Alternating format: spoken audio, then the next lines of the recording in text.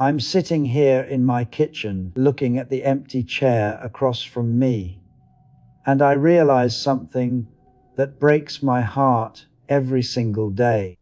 I wasted 52 years of my life chasing something that never mattered. And the worst part, I can't get those years back. My name is Michael. I'm 73 years old. I live alone in a house that's too big for one person, in a neighborhood where I barely know anyone anymore. My days are quiet now, too quiet. I wake up, I make my coffee, I sit in this same kitchen, and I think about all the things I should have done differently. People see an old man. They probably think I've lived a full life. Maybe they think I'm content, that I've earned my rest. But the truth is, I'm filled with regret. Not the small kind.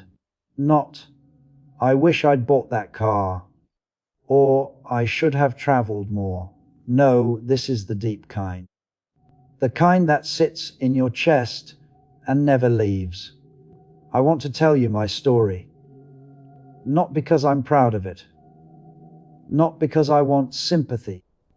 But because if even one person hears this and changes course before it's too late, then maybe, just maybe, my mistakes will have meant something. I grew up in a small town in Pennsylvania. My father worked in a steel mill. My mother stayed home and raised 4 of us kids. We didn't have much, but we had enough. I remember my father coming home every evening, tired, his hands rough and dark from work. He'd sit at the dinner table, eat quietly, and then fall asleep in his chair in front of the television. I loved my father, but even as a boy, I promised myself I would never live like that. I would never be just another working man, exhausted and invisible. I wanted more. I wanted to be successful. I wanted people to know my name.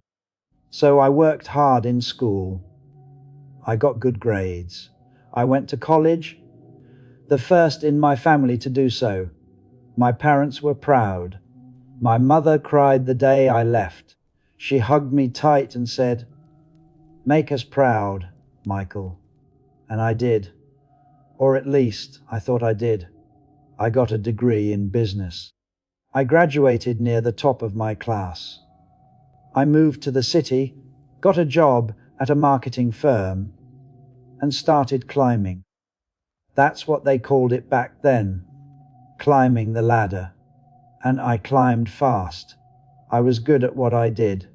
I was smart, ambitious, hungry. I worked 60, 70 hours a week. I came in early, stayed late. I volunteered for every project, every presentation. I made myself indispensable. Within 5 years, I was a manager. Within 10, I was a director. My salary grew. I bought a nice car, a bigger apartment, expensive suits. I started getting invited to the right dinners, the right clubs. I felt like I was winning. My parents were proud. My siblings looked up to me. People in my hometown would say, "Did you hear about Michael? He made it." And I believed them. I believed I had made it. When I was 28, I met a woman named Catherine. She worked in the same building as me, different company. We met in the elevator one morning. She smiled at me, and I swear, it was like the world stopped. She was beautiful, not just in looks, but in the way she carried herself. She was kind. She laughed easily. She had this warmth about her that made you feel safe. We started dating. Within a year, I asked her to marry me. She said yes. I remember our wedding day. It was small, Just family and a few close friends. Catherine wore a simple white dress. She looked at me during our vows with so much love in her eyes, and I felt like the luckiest man alive.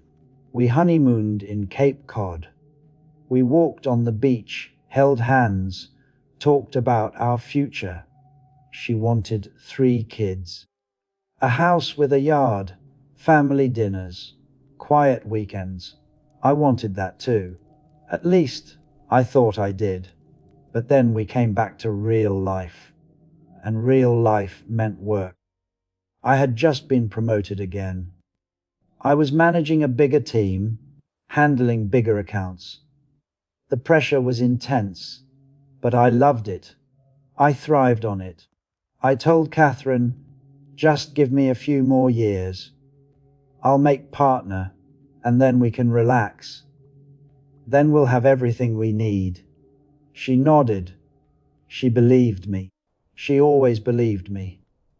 Our first child, Emma, was born when I was 31. I was at the hospital, of course. I held her in my arms, this tiny, perfect little thing, and I felt something I'd never felt before. Pure, overwhelming love. I promised her, right there, that I would give her the best life possible. But what I didn't realize was that the best life, to me, meant money, security, success. It didn't mean time. It didn't mean presence. I went back to work 3 days after Emma was born. Catherine was exhausted, overwhelmed, learning how to be a mother. She needed me. But I had a big presentation that week. I convinced myself it couldn't wait. That became the pattern. Emma's first steps. I was at a conference in Chicago. Her first words. I was working late, preparing for a pitch. I told myself it was temporary. I told myself I was doing it for them, for Catherine, for Emma, for our future. But the truth is, I was doing it for me. For my ego, for the feeling I got when someone at work said, "Great job, Michael," or when I closed a big deal and saw my name on the company newsletter. That felt good. That felt like winning. Being at home, changing diapers, playing on the floor with Emma, that felt small, ordinary. And I had spent my whole life running from ordinary. Our second child, a son we named David, was born 3 years later. By then, I was a vice president. I was making more money than I ever dreamed of. We bought a house in the suburbs, a beautiful house with 4 bedrooms, a big backyard, a 2-car garage. Catherine decorated it with so much care. She made it warm, filled it with love. She created the home I'd said I wanted. But I was rarely there. I'd leave before the kids woke up. I'd come home after they were asleep. Weekends were for golf with clients, dinners with colleagues, catching up on work I didn't finish during the week. Catherine tried to tell me. She'd say, "Michael, the kids barely see you." I'd barely see you. I'd get defensive. I'd say, "I'm doing this for us. Do you think this house pays for itself? Do you think their school, their clothes, their future just happens?" She'd go quiet. And I'd feel justified. But deep down, even then, I knew she was right. I just didn't want to admit it. The years blurred together. Emma started elementary school. David started preschool. Catherine volunteered at their schools, drove them to soccer and bollet, helped with homework, tucked them in every night. I wrote the checks. I showed up for the big things. Birthdays, holidays, school plays. But even then, I was distracted. I'd be checking my phone, thinking about work, mentally preparing for Monday. I remember one night, Emma must have been 8 or 9. She asked me to read her a bedtime story. I was tired. I'd had a long day. I said, "Not tonight, sweetheart. Daddy's exhausted." She looked at me with these big sad eyes and said, "You're always exhausted. That should have been a wake-up call." But I brushed it off. I told myself, she's young. She doesn't understand. One day she'll appreciate everything I've done for her. When I was 45, I finally made partner.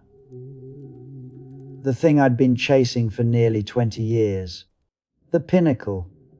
They threw a party for me at the office. There were speeches, champagne, congratulations. I felt like I'd arrived. Like all the sacrifice had been worth it. I came home late that night, excited to tell Catherine.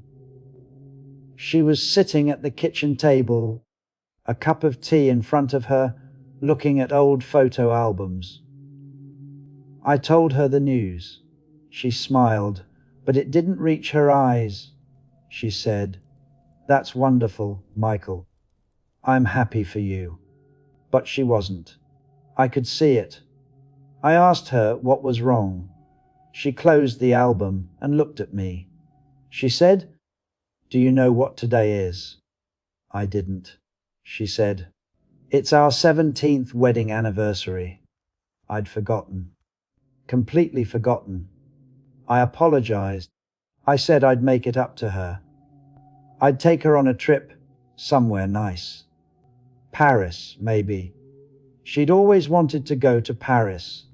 She just shook her head. She said, "I don't want Paris, Michael. I want you." But I didn't know how to give her that. Work was where I felt competent, valuable, in control. At home, I felt lost. The distance between us grew. We still lived in the same house, slept in the same bed, but we were strangers. We barely talked. And when we did, it was about logistics, schedules, bills, the kids. The kids. Emma was a teenager by then. Moody, distant. She spent most of her time in her room. When I tried to talk to her, she'd give me one-word answers. David was quieter. He played video games, kept to himself. He didn't ask me for anything anymore. I told myself it was normal. Teenagers are like that. They pull away. It's part of growing up.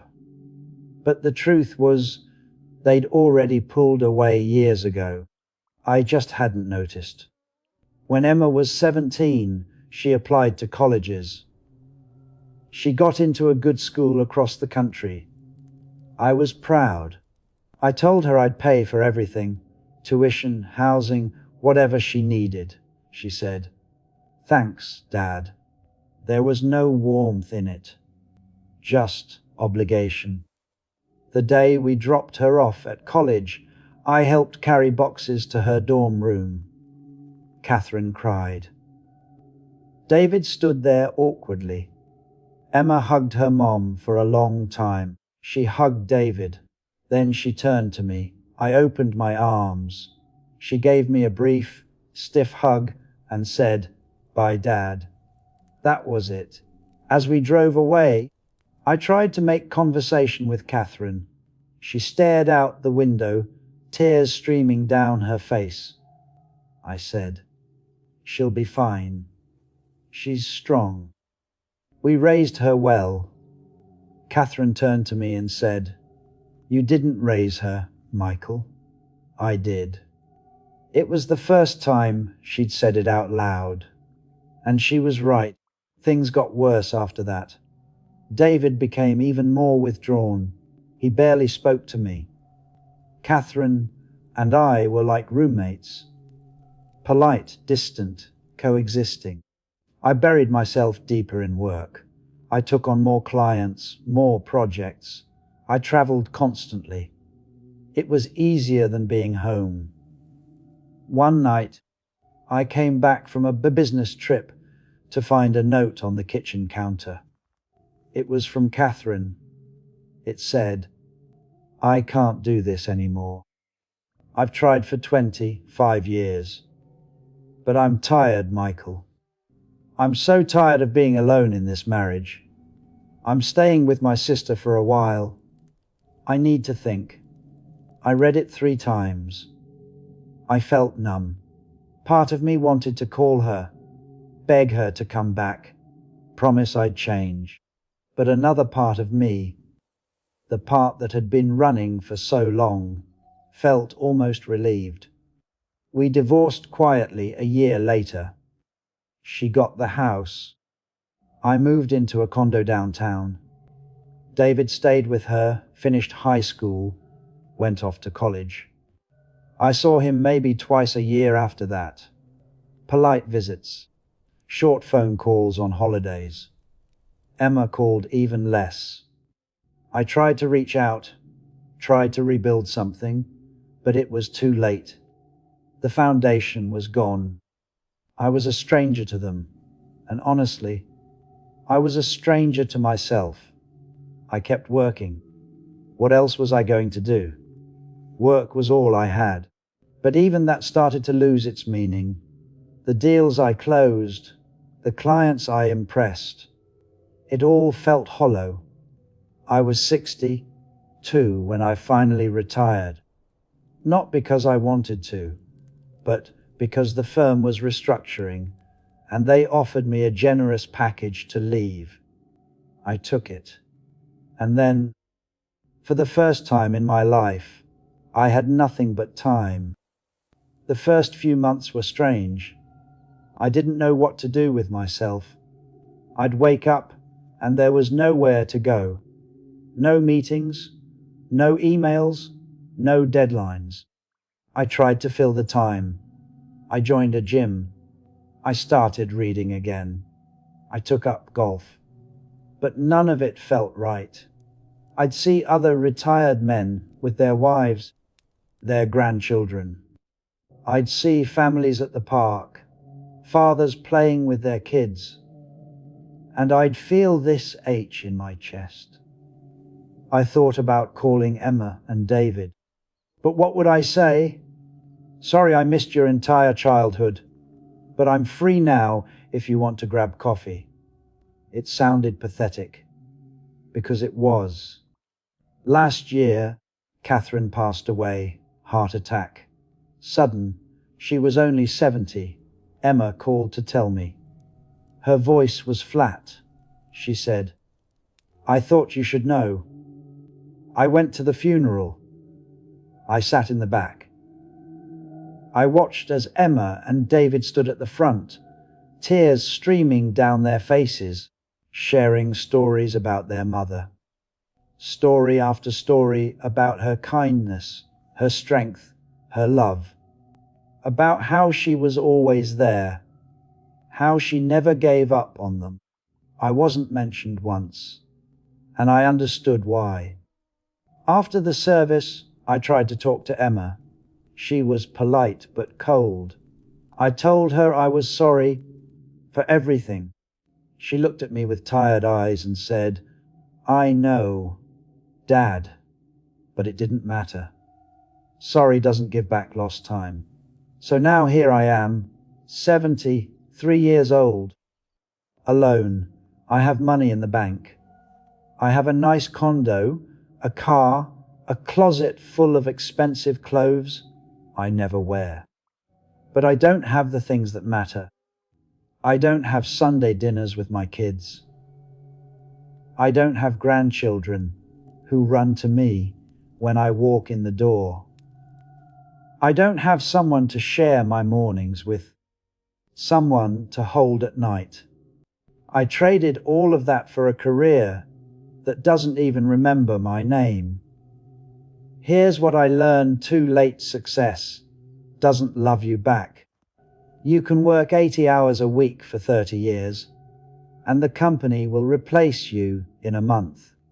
You can close 1,000 deals, make $1 million, get every promotion, and at the end of it all, you'll still die alone if you sacrifice the people who actually mattered. I thought I was building a legacy, but a legacy isn't a job title.